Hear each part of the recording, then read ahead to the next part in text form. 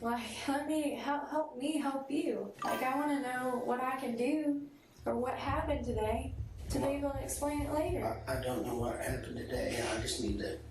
You know, people are gonna have questions. Your family. I have questions. Well, exactly. So why can't we figure this out together? Cordero is making a conscious effort to use inclusive language, such as, "We will figure this out together." This and her open and expressive body language are both techniques she's using to make Grant feel more relaxed, and as though he's part of the solution, not the problem. She's also making every effort to be nice to Grant, in hopes that maybe he'll finally open up to her, or at least give her a way in. We can start from the very beginning. I mean, I know you probably slept in because you work nights. I work nights. Trust me, I worked nights for almost 4 years. I understand how that sleep schedule is. yeah, sleep's all So, messed up. did you sleep in today? Yeah, I bet you did. You could have got to work tonight, huh? Yeah, Yeah. What time did you get up? noonish. Around noon.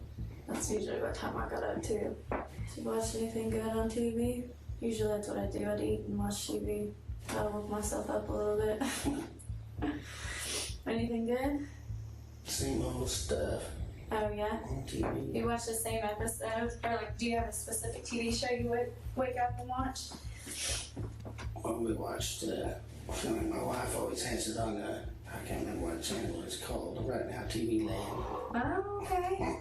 I haven't really watched any of that. I couldn't even tell you what it was about. Does your wife like that? Oh well, I think she'd better watch other stuff. But Yeah.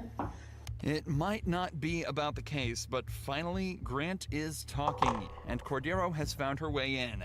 If she can keep the flow of this conversation up, she might be slowly able to extract information from him even without him knowing. Talking about specifics such as TV shows and sleep schedules, even that could lead to catching him in a lie, and placing him in certain places at certain times.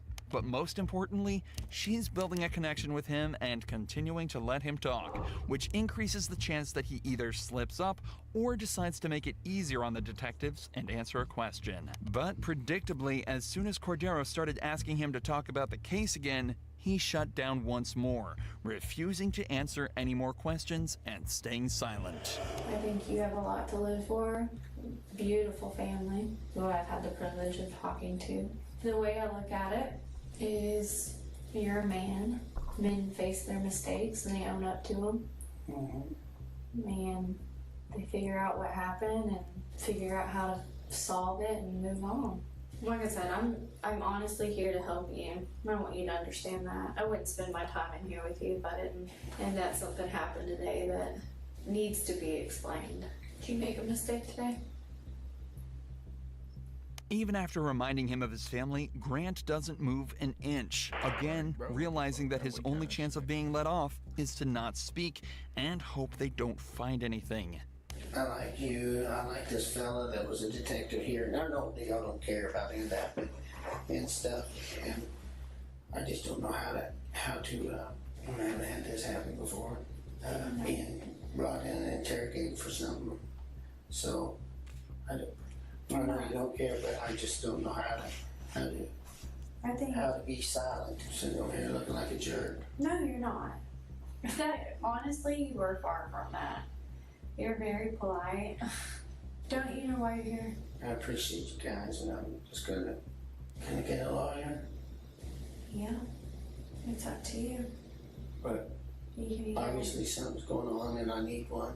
I just want to hear your side of it. Bitch, I I got a want to lawyer. get a lawyer. Came on none of After those. hours of almost pointless back and forth, Grant finally asks for a lawyer, meaning the detectives can no longer question him, and concludes the interrogation. Definitely. But this is far from where the story ends. Between this interrogation and the final court hearing, Grant and his lawyer both realized that there was simply no way he was going to be released scot-free. Not only was there a man at the scene of the crime who all but saw him pull the trigger, people were also starting to realize that he'd actually either been fired or resigned from 3 different police force jobs before becoming the chief of police in his hometown. So, on October 16th, 2017, he pleaded guilty to the first-degree murder, but refused to reveal his motive, leaving each member of James Appleton's family without closure to this day. However, as Grant was being prosecuted, a shocking revelation was made that turned him, a murderer, into a senseless monster of a human being. As his DNA was being taken, they realized it was already in the system under an unknown name for a crime committed almost 20 years ago. In November of 1997, a teacher at Frank Tillery Elementary School went to the teacher's lounge bathroom only to be met by a man brandishing a gun that forced her into a stall. The man then raped her and fled, taking care not to touch anything or leave evidence behind, except for the he left on her clothes. Local police did everything they could to identify the perp, but after 20 months of effort, the investigation went cold until 20 years later when Grant Hardin's DNA was found to be a perfect match. And because Rogers police had obtained a John Doe warrant back in 2003, allowing them to arrest an unknown suspect and bypass the statute of limitations, he was hit with the 14-year sentence for his on top of the 21 years for the murder of James Appleton. And as such, Grant Hardin was sentenced to 35 years in prison, meaning that he'll likely live out the rest of his life behind bars.